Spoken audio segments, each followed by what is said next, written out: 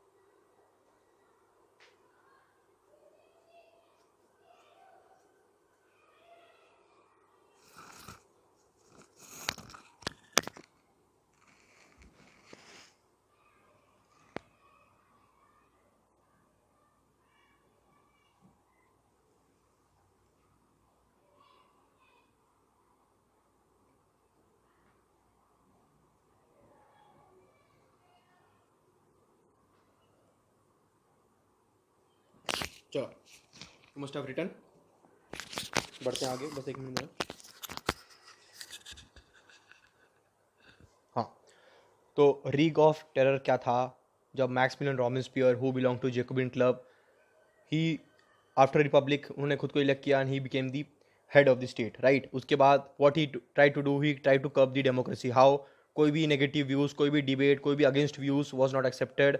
अगर कोई अगेंस्ट जा रहा है तो he put them behind the tribunal, tribunal को केस ट्राई करेगा, ही फाउंड गिल्टी तो गुलिटिन कर दिया जाएगा। मतलब कि नो टॉलरेंस, इनटॉलरेंस का पूरा उन्होंने एपिक पार कर दिया था। पीपल स्टार्टेड डिमांडिंग मॉडरेशन, उन्होंने सुना नहीं, फाइनली सब लोग साथ में आए, उनको उनको कन्विक्ट पाया गया, ट्राइब्यूनल में भेजा, ट्राइब्यूनल ने बोला ही इज गिल्टी और उनका गुलिटिन कर दिया गया। ऐसे rig of terror will and, right? अब क्या होगा, देखो, अब तो जो जैकोबिन क्लब का मेन हेड था, राइट, उनका गुलिटिन हो गया, राइट? अब वहाँ पे क्या होगा, स्पेस आएगा, तो कोई तो सम वी नीड समवन, राइट? तो अब आएगा वहाँ पे डायरेक्टरी रूल।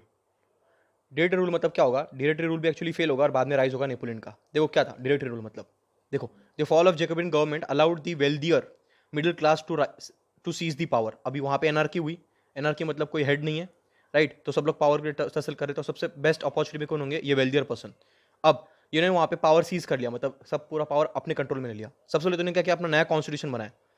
नया कॉन्स्टिट्यूशन बनाया तो उन्होंने क्या किया, उस कॉन्स्टिट्यूशन के हिसाब से अभी हमने क्या किया था, 21 ईयर्स एंड अबाउ सबको हम दे दिया था अपार्ट फ्रॉम वुमेन, बाकी सब क्लॉज निकाल देते। इन्होंने उसको कैंसिल किया, उन्होंने वापस उसको पीछे ले गए, उन्होंने बोला नॉन प्रॉपर्टीड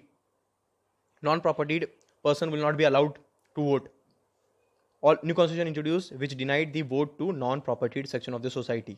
अब वापस हार्श हुआ ये, राइट? लोग सुनेंगे नहीं, तो वापस टर्मल आएगा, वापस एनआरकी आएगी। पर बात समझो हुआ क्या, पहले तो वहाँ पे क्या हुआ, गैप के लिए जगह बन गई।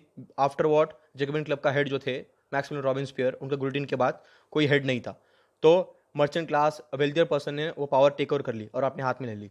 सबसे पहले उन्होंने अपना कॉन्स्टिट्यूशन बदला, उन्होंने कहा कि 21 ईयर्स एंड अबाउ को नहीं मिलना चाहिए वोट, प्रॉपर्टी पर्सन को मिलना चाहिए, ताकि पावर हमारे पास ही रहे हमेशा के लिए। ठीक है, अब उन्होंने एक और काम किया, ध्यान देना, एक और काम किया उन्होंने, दो इलेक्टेड हाउस लेजिस्लेटिव असेंबली बनाई और यहाँ से उन्होंने बोला कि हम अपॉइंट करेंगे डायरेक्टरी को। डायरेक्टरी क्या था कि कि वहाँ पे 5 members, executive will made up of 5 members, जैसे कि now today we have PM in centre और सीएम एट द स्टेट, और he assisted by the council of ministers, right? जैसे डिफेंस मिनिस्टर होते हैं, पता है ना हमको, एचआरडी ह्यूमन रिसोर्स डेवलपमेंट, फिर एग्रीकल्चर, फिर होम मिनिस्ट्री, फिर एक्सटर्नल मिनिस्ट्री, ये सब होते हैं किसको, एडवाइस करने के लिए। तो ऐसे उन्होंने डायरेक्टरी रूल लाया। उन्होंने क्या कहा कि 5 आदमी मिलके डिसीजन लेंगे, 5 people will be there who will take the final decision. ऐसा क्यों था, ताकि वापस अगर किसी एक के पास पावर कॉन्सेंट्रेट ना हो, against the concentration of power in one hand, like Maximilien Robespierre, सब पावर उनके हाथ में आ गया, सब कुछ कर्ब कर दिया, तो ऐसे फिर से ना हो बोल के उन्होंने क्या किया, 5 लोगों में पावर डिवाइड की। अब होगा क्या, ये पाँच लोग कभी भी सेम यूपी नहीं आएंगे और इनका हमेशा क्लास होता रहेगा with legislative council and they sought to dismiss them, तो ये कभी डिसीजन ले नहीं पाएंगे। अब वापस क्या होगा, इंस्टेबिलिटी होगी, वापस इंस्टेबिलिटी राइज होगी, कोई डिसीजन नहीं ले पा रहा, गवर्नेंस नहीं हो पा रहा। तो इस टाइम पे क्या होगा, जो उनके मिलिट्री चीफ थे, he will take the power, he will seize the power in the name of Napoleon Bonaparte थे। तो इनके बारे में समझेंगे यहाँ पे, बहुत ब्रीफ में समझेंगे, 10th में पूरा चैप्टर है इन पे फिर से। ठीक है, तो अभी हमने क्या समझा कि पहले तो रिपब्लिक बने, रिपब्लिक के हेड कौन थे, जैकोबियन, जेकोबिन ने रीग ऑफ टेरर लाया कि कोई भी उनके अगेंस्ट बात नहीं कर सकता, कोई भी कुछ भी डेमोक्रेसी प्रैक्टिस किया तो उन्होंने बंद कर दिया। इसके अगेंस्ट उनके खुद के लोग गए और उनको गुलेटिन कर दिया गया। उसके बाद पावर सीज करने के लिए मर्चेंट क्लास आई, उन्होंने अपना नया कॉन्स्टिट्यूशन बनाया। कॉन्स्टिट्यूशन उन्होंने ये लिखा कि नॉन प्रॉपर्टी पर्सन को राइट और वोट नहीं मिलेगा। अब उन्होंने हेरेडिटरी रूल बनाया, 5 लोग के पास पावर डिवाइडेड रहेंगे, तो कभी ये नहीं ले पाए। हाउस और काउंसिल में हमेशा झगड़ा चलता रहा। वापस इंस्टेबिलिटी आई, उसको पावर किसने सीज किया? नेपोलियन बोनापार्टे, और it turn out to be what? Dictator.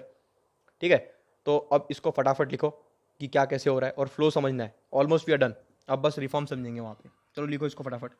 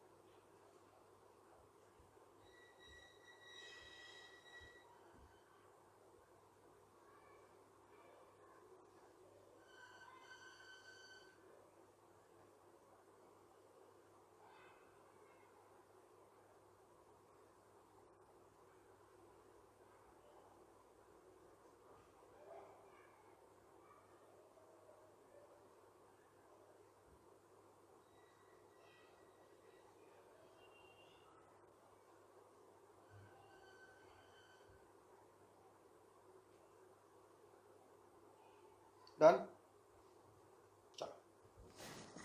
आगे बढ़ेंगे। If in case you require more time तो पॉज कर लेना, राइट, और लिखना है और आगे बढ़ना है, समझते चलना है साथ में।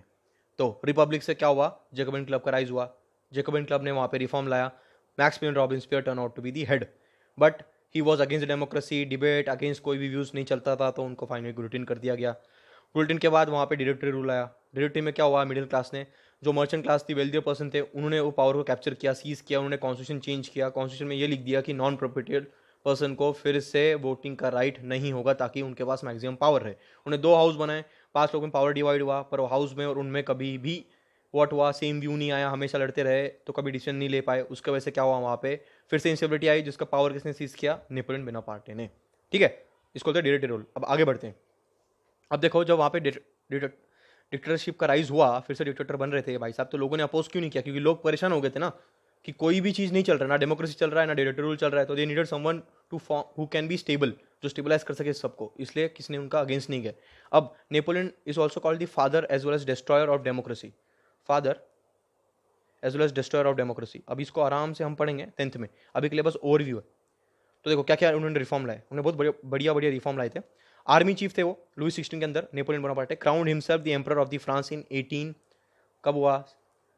1794 में। तो उनका भाई साहब का बायफ हो गए थे, तो इतने साल, मतलब 10 साल में he was turn out to be emperor. देखो, as an moderniser he set to counter the neighbour European countries, disposing dynasties and the creating kingdoms. क्यों? Because he is called the father of democracy. जहाँ पे monarchy थी उसको भी abolish करने का काम करेंगे। ये सब हम 10th में डिटेल में पढ़ेंगे। नेशन स्टेट में बनाने इनका बहुत बड़ा हाथ होगा, जैसे जर्मनी, इटली, इनको यूनाइट करने में इनका बहुत बड़ा हाथ होगा। इन्होंने एक्चुअली लोगों को बताया कि इक्वालिटी क्या होती है। अब he introduce many laws such as protection for private property. Protection of private property मतलब कि अगर आपने लैंड खरीदा तो उसमें आपका पावर होगा। कल किंग आके आपसे लैंड नहीं छीन सकते, या फिर एरिस्टोक्लास आके, सेकंड क्लास आके, सेकंड स्टेट आके आपसे ये नहीं बोल सकता कि लैंड उनका है। अगर आपने लैंड खरीदा तो that will belong to you. ठीक है। Uniform systems, weights and measures उन्होंने प्रोवाइड किए।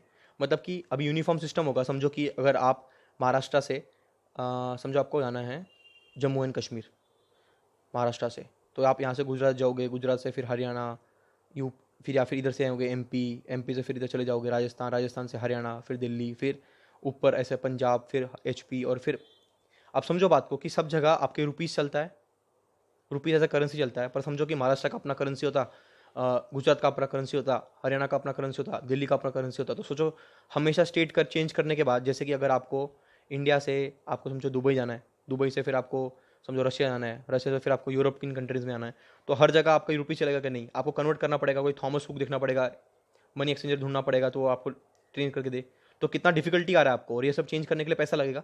Same thing happened with the merchant class as well, वो ट्रेड ही नहीं कर पाते थे उस टाइम पे, क्योंकि internal states as well under different dynasty different system was there, तो उन्होंने सब कुछ अबॉलिश कर दिया, उन्होंने कहा यूनिफॉर्म सिस्टम होना चाहिए, और यूनिफॉर्म वेट सिस्टम लेके आए वो। इसको आराम से डिटेल में समझेंगे, पर अभी समझना कि uniform system of weights and measures provided by the decimal system, ये सब लाने का काम इनका था। पहले बात तो उन्होंने लैंड राइट्स लाए, उन्होंने कहा कि protection for the private land, और ये फ्यूडलिज्म को अबॉलिश किया उन्होंने, फ्यूडलिज्म सर्वडम इसको भी अबॉलिश करने का काम किया। फिर प्राइवेट क्या लाया उन्होंने, protection against the private property. Second, uniform system of weights, और उन्होंने इंट्रोड्यूस किया decimal system. Initially many saw Napoleon as a liberator of the who bring freedom for the people, इसके लिए बोलते हैं, उनको बोलते हैं फादर ऑफ डेमोक्रेसी। बट बाद में क्या किया उन्होंने, खुद ने अबॉलिश कर दिया, ये आराम से पढ़ेंगे 10th में। But soon Napoleon आर्मीज came to be reviewed everywhere as an invader force, just called destroyer of democracy. Finally, he was defeated under Waterloo in 1815. तो कहाँ पे स्टार्ट हुए थे वो ना 1804 में, और एंड हो गए कहाँ पे 1805 में, 14, मतलब ऑलमोस्ट एक 11 साल उन्होंने रूल कर पाए। ठीक है, तो फटाफट लिखना है कि उनका काम, अच्छा काम क्या था कि उन्होंने प्रोटेक्शन लाया प्राइवेट प्रॉपर्टी का, फ्यूडलिज्म सर्वडम को बैन किया, फिर common weights uniform measure decimal system लाया। ठीक है, तो ये फटाफट लिखो इतना। Take your time and be quick कि कंट्रीब्यूशन क्या था, etcetera etcetera.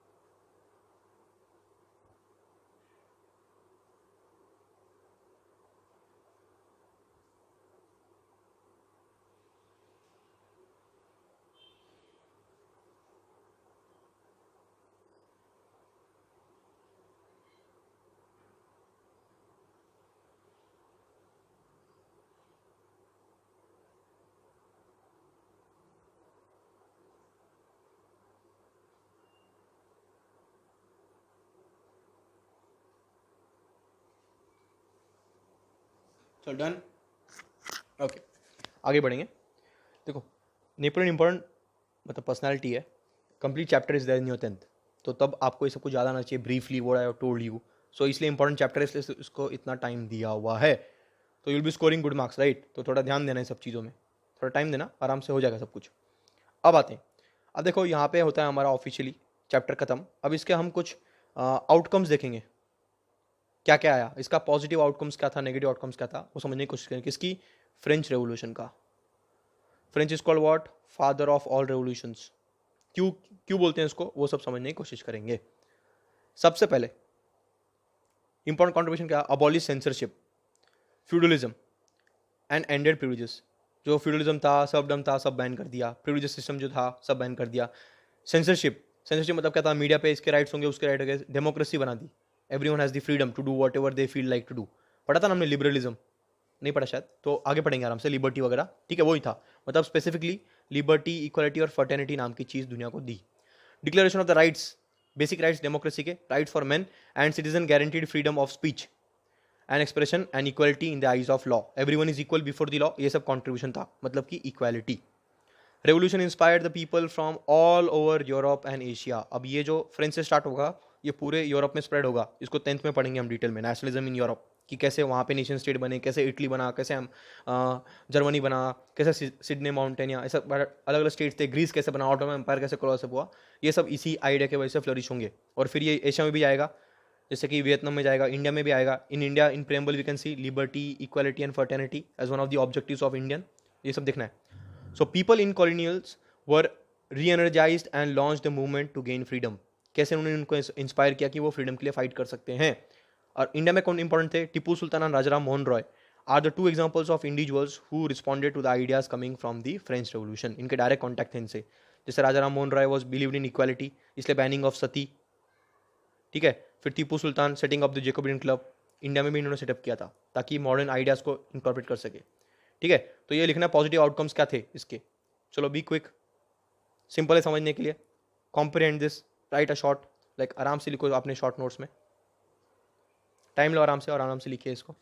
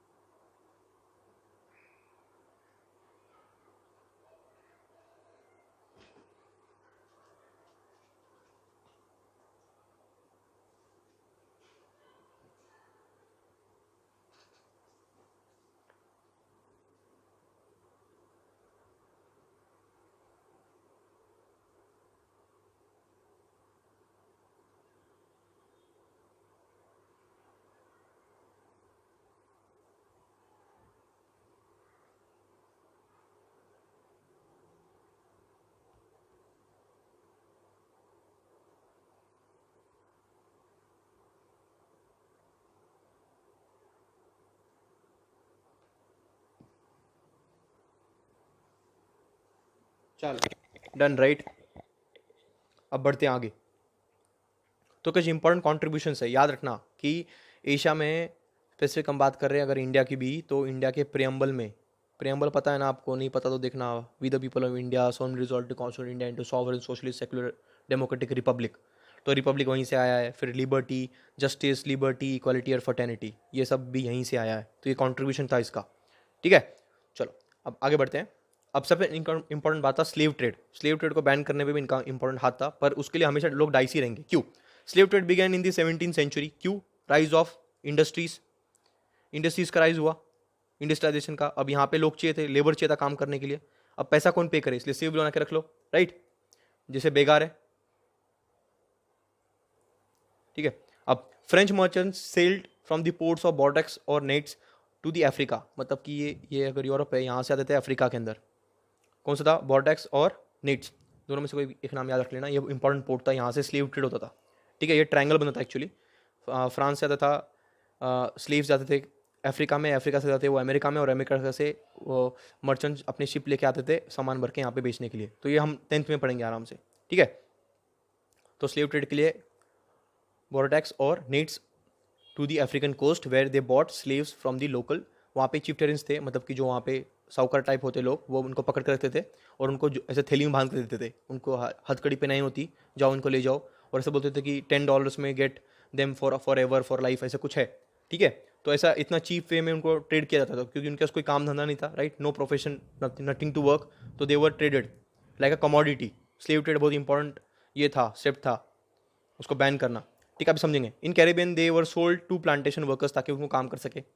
Through out the 18th century they were little criticism for slavery in France, मतलब कि इक्वलिटी की बात कर रहे हैं, पर ह्यूमंस को they were not treating equally, right. तो ये सबसे बड़ा नेगेटिव पॉइंट था कि उसका क्रिटिसिज्म बहुत कम था। क्यों? National assembly held long debates but did not pass any laws. क्यों? Fearing opposition from the business whose income dependent on the slave trade, मतलब कि अगर वो स्लेव को बैन करते हैं तो ये बिजनेस जो है, बिजनेसमैन का बिजनेस वो बंद हो जाएगा, और वो बंद हो जाएगा तो वो सपोर्ट नहीं करेंगे नेशनल असेंबली को, इसलिए देवर रिलक्टेंट, वो कुछ इस पर कर ही नहीं पा रहे थे, ठीक है। 1794 में जब finally Jacobin regime abolish the slavery in the French colonies, but again जब नेपोलियन आएगा, मैंने कहा था ये father as well destroyer democracy. Destroyer क्यों? क्योंकि उन्होंने सबको इक्वली ट्रीट नहीं किया। नेपोलियन री इंट्रोड्यूस इट, क्योंकि उनको सपोर्ट चाहिए था, मर्चेंट क्लास का पैसा चाहिए था, राइट, इसलिए। Slavery was finally abolish from French colonies इन 1848। इतना लंबा टाइम लग गया, कब तक? 1848 तक। चलो फटाफट लिखो, इसको लिखना है, हेडिंग देना है स्लेव ट्रेड। स्लेव ट्रेड पे क्या इंपैक्ट था, और पहला क्या था कि वो रिफॉर्म्स कैसे लाए। चलो be quick, right this, short में लिखना है अपने वर्ड्स में, यहाँ से थोड़ा रेफरेंस ले लो and right.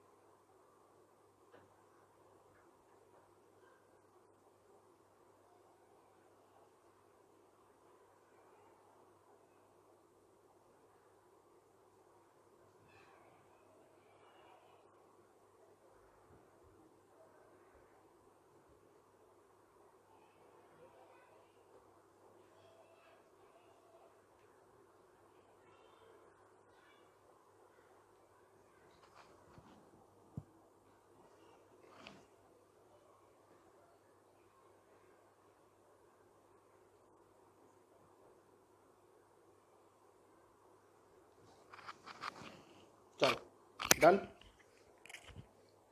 Okay, will proceed ahead now. जो टाइम लग रहा है कोई दिक्कत नहीं है, पॉज करना है, समझ के चलना है, ठीक है. तो स्लेव ट्रेड क्या था, कौन सा पोर्ट था, why they were trading in slaves, ताकि उनका बिजनेस हैम्पर ना हो, क्यों नेशनल असेंबली उनके अगेंस्ट नहीं थी, ताकि बिजनेसमैन का बिजनेस बंद ना हो. जैकोबिन क्लब ने उसको बंद कर दिया जब इसका रिजिम आया था. किनका रिजिम आया था? मैक्समिलियन रॉबिन्सपियर का, ठीक है. बट उसके बाद नेपोलियन ने उसको फिर से रिज्यूम किया. क्यों किया, आराम से 10th में पढ़ेंगे. Because his profit was getting hampered. बाद में slavery was finally abolished when 1848. Are we clear? चलो आगे बढ़ते हैं. और आप समझते हैं रोल ऑफ विमेन. विमेन के हमने लास्ट टाइम पढ़ा था जब वो वॉर पे चले गए थे पर्शिया पे अटैक करने पे, तब पूरा लीड किसने लिया था? विमेन ने लिया था. But over the years we understood what, कि विमेन को they are talking about liberty, equality and fraternity, but equality में विमेन वॉज कंप्लीटली मिसिंग. उनको नो राइट टू वोट कहीं पे नहीं मिला उनको, राइट. तो अब वो फाइट करेंगे उनके राइट के लिए. देखो, from very beginning women were active in the participation in the revolution. हमने देखा हर जगह पे विमेन एक्टिव थी.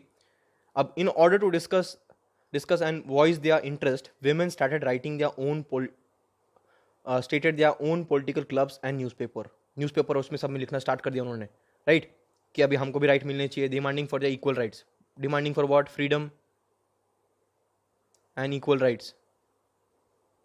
From the beginning, they demanded rights to vote to be elected to the assembly and to hold political offices. उनका ये demand था कि उनको राइट मिलना चाहिए और पॉलिटिकल ऑफिस उनको भी हेड करने चाहिए. They should head some ministry, right. उनको भी पॉलिटिकल विल मिलना चाहिए. Now during Jacobin regime the government made schooling compulsory for all girls. मतलब जैकोबिन क्लब ने ये इंपॉर्टेंट काम किया था. पहले तो उन्होंने स्लेवरी बैन किया. सेकेंड, उन्होंने स्कूलिंग कंपलसरी किया फॉर ऑल गर्ल्स. पहले किसके लिए था? Only aristocrats, the nobles were allowed. बाकी को तो अलाउड ही नहीं था, विमेन को कंसिडर नहीं किया जाता था. उनको अलाउ कर दिया. अभी their fathers could no longer force them to marriage against their will. उनको उनका पावर दिया था, उनको किया था equality, kind of. You will have an equal power in your own say. You are not dependent now, ठीक है. Divorce was made legal. Divorce legal मेन कर दिया. मैरिज के लिए उनका विल पूछा गया. They were allowed to go to the schools, right, etcetera etcetera. Finally 1946 मतलब जब हमको इंडिपेंडेंस मिला उसके एक साल पहले तक women in France won the right to vote. इतना लंबा स्ट्रगल करना पड़ा उनको. अंडरस्टैंड कि कब स्टार्ट हुआ था ये? 1789 में स्टार्ट हुआ था. 1791 में उनका कॉन्स्टिट्यूशन बन गया था. पर यहाँ से लेके 1946 तक सोचो कितना लंबा स्ट्रगल करना पड़ा उनको to get the right to vote. But India on 1947 under one stroke gave equal rights, adult suffrage for everyone, right. तो ये डिफरेंस है. तो बी क्विक और इसको आराम से लिखना है कि विमेन का क्या रोल था, राइट. कि वाई दे डिमांडेड और कब उन्होंने कैसे डिमांड किया, खुद का ऑर्गेनाइजेशन बनाया, क्लब्स बनाया, खुद का वॉइस लिखना स्टार्ट किया, न्यूज़पेपर को इन्वॉल्व किया. They demanding for the equal rights. फिर जैकोबिन क्लब ने क्या किया? एजुकेशन के लिए अलाउ किया. फिर they can't be married against their will. Divorce को लीगल कर दिया गया. और फाइनली ये भी यहाँ पे भी खत्म नहीं हुआ, लंबा स्ट्रगल था. 1946 में they got the right for what? To vote, right. तो आराम से लिखो इसको, take a time, be quick. Short notes बनाना है आपने.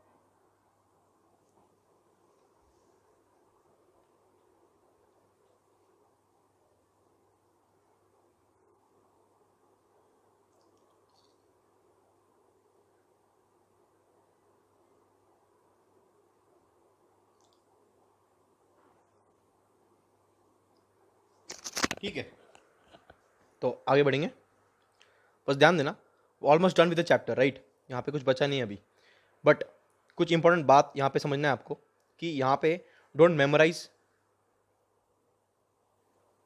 वर्क ऑन कॉन्सेप्ट्स और फ्लो समझना है कि क्या कैसे हो रहा है। अभी आपको अगर समराइज करूँ पूरा चैप्टर, तो वी स्टार्टेड विथ 1789 का रेवोल्यूशन, जो कि फाइनली 1791 में उनका कॉन्स्टिट्यूशन बन गया था। उसके पहले क्या था, वहाँ पे थी मोनार्की।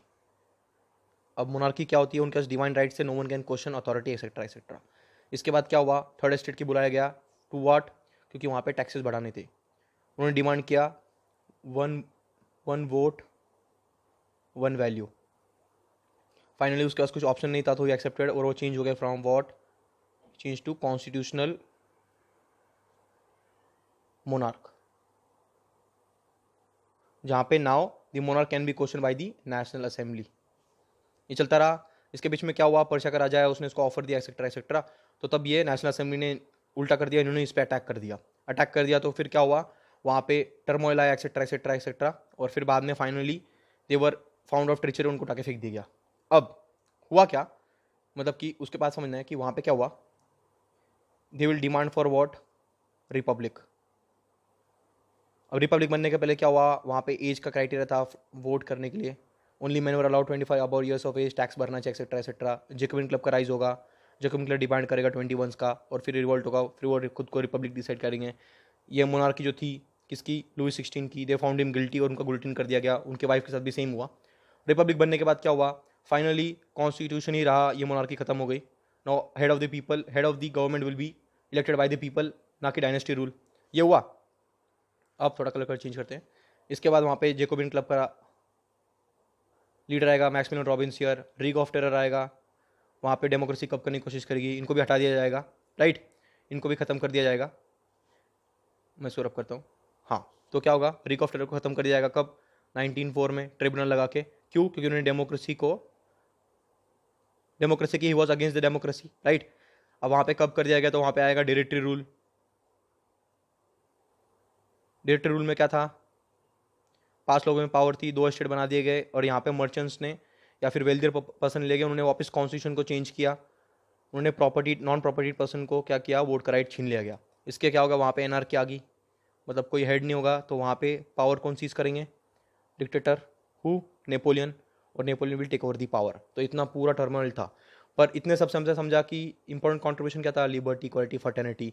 फिर उसमें इक्वालिटी वीमेन के लिए नहीं थी, तो वीमेन ने वापस राइज किया लास्ट में, फाइनली 1946 में उनको राइट मिला। तो इन शॉर्ट चैप्टर इतना ही है, बट इसमें बहुत सारी चीज़ें जो सीखने लायक थी, ठीक है। तो इसको कॉम्प्रिहेंड करना है, take your time, if you have any doubts multiple time देखो इसको, राइट, खुद के शॉर्ट्स मत बनाओ। Like I told you this, एक टाइमलाइन आपको याद होना चाहिए, कौन सा टाइम में कौन आया था, what was the reason why this happened, और उसके आउटपुट क्या थे, why this thing failed. Like for example, why did Jacobin club failed, Maximilien Robespierre में गलती क्या थी, पॉजिटिव था, उन्हें रेशनाइज करना स्टार्ट किया, but why he was against his own people, why his own people went against him, what was the reason, what he try to cop down. और फिर डायरेक्टरी रूल आया, वो तो अच्छा काम था ना, अभी भी हम देखते हैं PM is assisted by different council of ministers, but उस टाइम पे क्यों फेल हो गया, right, why was not national assembly accepting the fact, और क्यों फिर पीपल ने वॉइस क्यों नहीं रेज किया अगेंस्ट नेपोलियन। तो इस सब चीज़ को आराम से कॉज और इफेक्ट मैनर में समझना है, तो यू विल गेट अंडरस्टैंड। और एक अपना एक आराम से घर में ना एक ऐसा टाइमलाइन बना लेना, तो मेमोराइज करने दिक्कत नहीं होगा। मेमोराइज मत करना, कॉन्सेप्ट क्लियरिटी करना और फ्लो वाइज समझना, तो इजी समझ जाओगे आप, ठीक है, कि क्या कैसे हो रहा था। और इसका वापस 10th में तो है ही काम, तो कोई दिक्कत वाला बात है नहीं। तो next time will be starting with different chapter, if in case you have any doubts, ठीक है, तो व्हाट्सएप ग्रुप है, वहाँ पे मैसेज कर देना, या फिर एडमिनिस्ट्रेशन में बता देना कॉल करके, right, they will communicate to me, जैसा आपको सही लगे, कोई दिक्कत वाला बात नहीं है, ठीक है। So keep learning, right, if in case any doubt कुछ भी हो, don't hesitate, let me know, right. चलो, तो विल स्टॉप हियर, मिलते जल्दी फिर नेक्स्ट लेक्चर। चलो, थैंक यू।